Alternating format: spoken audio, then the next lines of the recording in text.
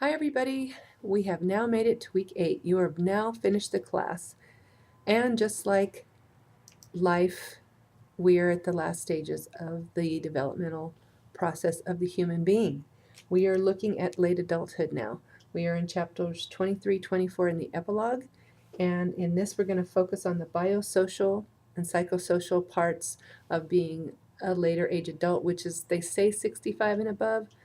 I don't know if I agree with that. We live a whole lot longer than that now, but that is where they're classified at this stage. But at this stage of life, we start to see a whole different world open up to us because now we don't have the pressures of children and childhood issues. We also don't have all of the challenges. We're maybe retiring, things are slowing down. Maybe not like me, I'll probably work forever, but that said, that's what we're looking at. And the prejudice that come along with that, the being old. Well, that's changed quite a bit. In the turn of the century, your average lifespan was 45, 50. Now we're living 80s, 90s. So we're re-looking at that.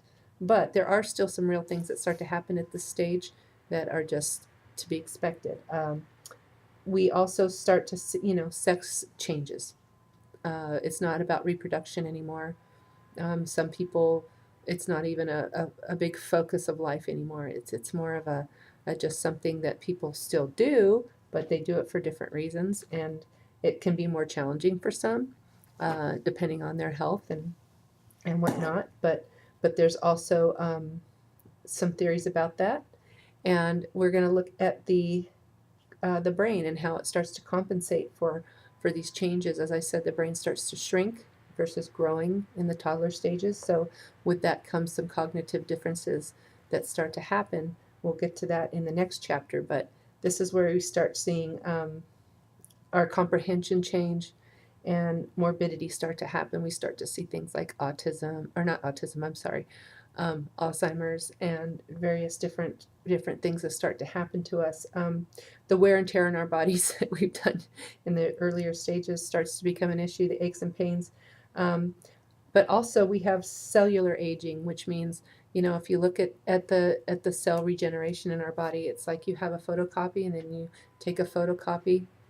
Oh, and another photocopy and another photocopy and another photocopy, and eventually it gets weaker and weaker and weaker. That's what starts to happen to us. So we genetically start to experience a breakdown in a lot of these different things, areas of our lives. And then, our life expectancy, we start asking these kinds of questions. What about our life expectancy? How long is it? Well, it's changing with modern medicine, but it's still, we start asking those questions. How long do I have left? And we start living life accordingly.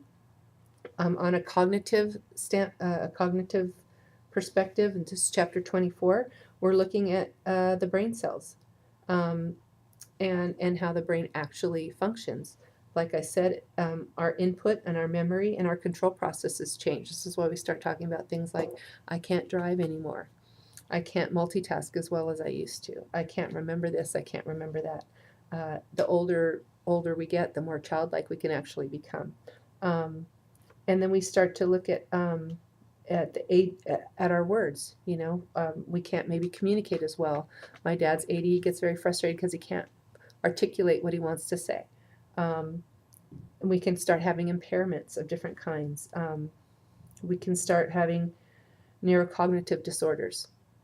Again, you can see things like I said, Alzheimer's and dementia, things like that.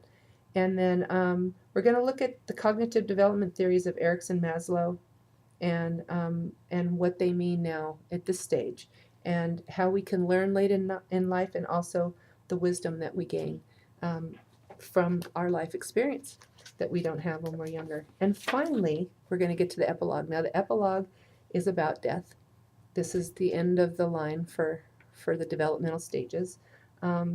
Different cultures look at death in different ways, but we have to understand this process in the lifespan. And people start asking the questions. Do I have the right to die? Do I have the right to change the road that I'm on? That is something we go through. And then, of course, grief, mourning. This is when people start losing husbands, wives, loved ones, and this is a tough time. And then, are we resilient after death?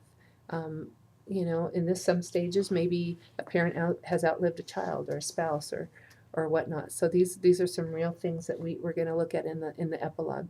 So you have now finished the class, and I hope you've enjoyed it. And I look forward to seeing you in the discussions.